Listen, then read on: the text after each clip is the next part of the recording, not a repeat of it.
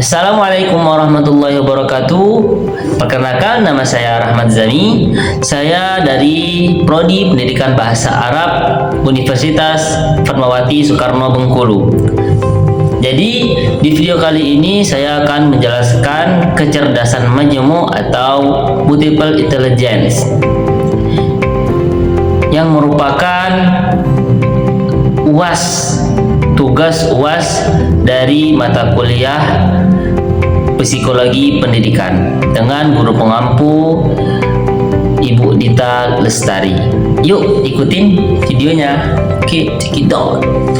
Baik teman-teman sekalian, jadi di sini saya akan menjelaskan materi multiple intelligence dari Howard Gardner. Gardner menentang keyakinan bahwa IQ adalah satu-satunya kecerdasan. Pada awal penelitiannya, Gardner menemukan ada 8 kecerdasan yang terdapat pada diri manusia. Kedelapan kecerdasan ini tidak berdiri sendiri, melainkan berdiri secara berdampingan. Maksudnya, di dalam diri individu terdapat 8 kecerdasan tersebut. Namun, kadarnya saja yang berbeda, ada yang dominan dan ada yang tidak. Berikut penjelasan dari masing-masing kecerdasan nih. Kecerdasan linguistik. Kecerdasan linguistik adalah kecerdasan yang berkaitan dengan kemampuan mengolah kata baik secara tulis maupun lisan.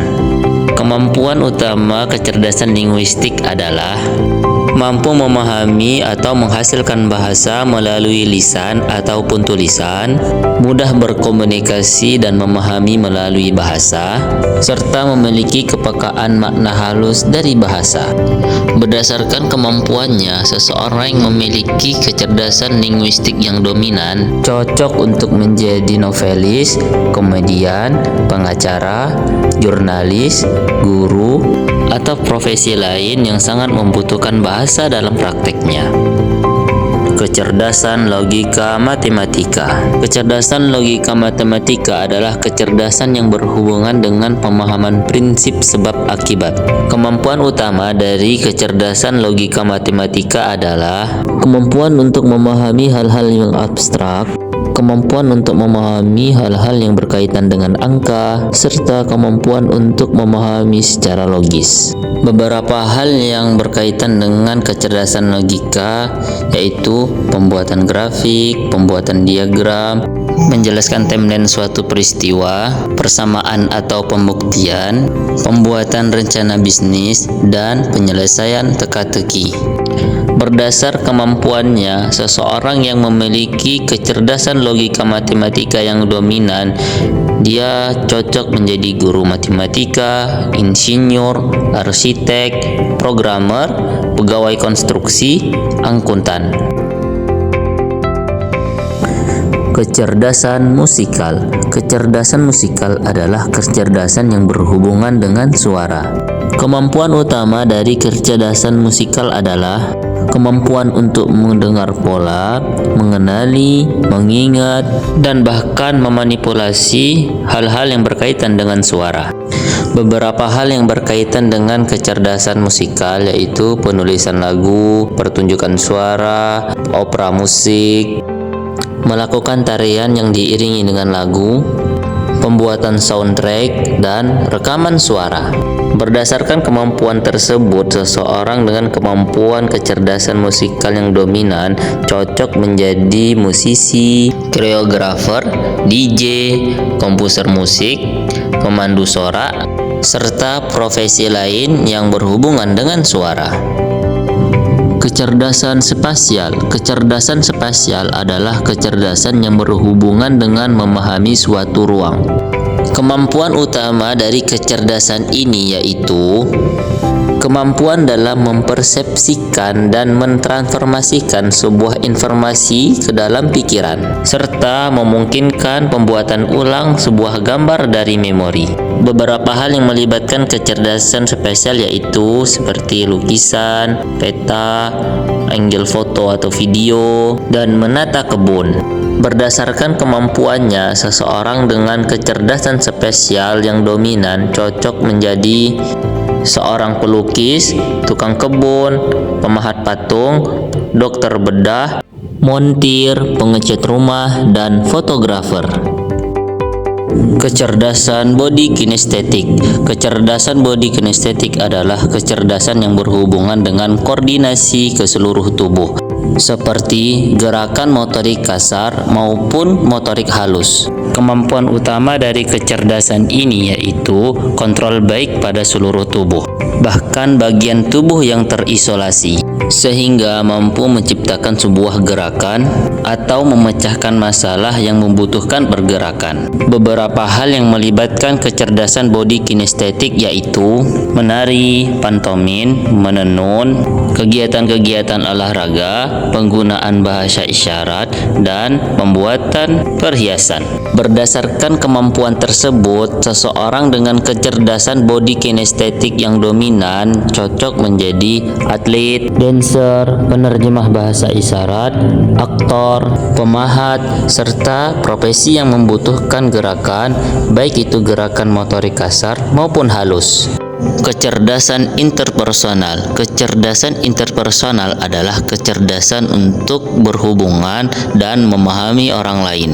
Kemampuan utama dari kecerdasan ini yaitu kepekaan terhadap keinginan, emosi, perasaan, suasana hati, serta niat orang lain dalam membentuk sebuah relasi dengan orang lain. Beberapa hal yang melibatkan kecerdasan interpersonal yaitu bermain peran, kegiatan mengajari orang lain, aksi komunitas, pelayanan masyarakat, dan memimpin orang lain. Berdasarkan kemampuannya tersebut, seseorang dengan kecerdasan interpersonal yang dominan, ia cocok untuk menjadi seorang sales, pendidik, konselor, diplomat, social scientist, negosiator, serta profesi lain yang membutuhkan kecerdasan untuk memahami orang lain. Kecerdasan intrapersonal. Kecerdasan intrapersonal adalah kecerdasan yang berhubungan dengan pemahaman tentang diri sendiri, seperti dapat mengetahui siapa dirinya, apa yang dapat dilakukan, apa yang ingin dilakukan, bagaimana reaksi terhadap hal apa saja yang dapat dihindari, dan apa saja yang menarik dari dirinya. Kemampuan utama dari kecerdasan intrapersonal adalah kemampuan untuk membedakan perasaan, suasana hati, dan niat diri sendiri, sehingga dapat menghindari reaksi yang tidak diinginkan dari orang lain. Beberapa hal yang melibatkan kecerdasan intrapersonal yaitu kegiatan ceramah, merancang perencanaan aksi, dan pembuatan autobiografi. Berdasarkan kemampuan tersebut, seseorang dengan kecerdasan intrapersonal yang dominan, dia cocok menjadi seorang terapis, dokter, penyair, motivator, psikolog, artis, dan filsuf. Kecerdasan naturalis. Kecerdasan naturalis adalah kecerdasan yang berhubungan dengan kepekaan terhadap alam. Kemampuan utama dari kecerdasan ini yaitu kemampuan memahami alam dengan baik, sehingga bisa bekerja di dalamnya secara efektif. Beberapa hal yang melibatkan kecerdasan naturalis yaitu survei flora maupun fauna, memelihara hewan, mendaki gunung, dan pembuatan sistem klasifikasi. Berdasarkan kemampuannya tersebut, seseorang dengan kecerdasan naturalis yang dominan cocok menjadi ahli botani, ahli biologi, pelaut, penjaga hutan, floris, serta profesi lainnya yang berhubungan dengan alam. Baru-baru ini terdapat multiple intelligence yang ke-9, yaitu kecerdasan eksistensial. Kecerdasan eksistensial adalah kecerdasan yang berhubungan dengan kepekaan dan kapasitas untuk menjawab pertanyaan yang mendalam tentang keberadaan manusia, seperti makna hidup, mengapa kita mati, dan bagaimana kita sampai di sini. Meliputi estetika, filsafat, dan agama, serta menekankan nilai-nilai klasik, keindahan, kebaikan, dan kebenaran. Nah, itulah semua tipe kecerdasan menurut multiple intelligence ini. Kalian tipe yang mana? Coba tulis di kolom komentar. Oke, sekian dari saya. Kurang lebihnya saya mohon maaf. Wassalamualaikum warahmatullahi wabarakatuh. Dadah.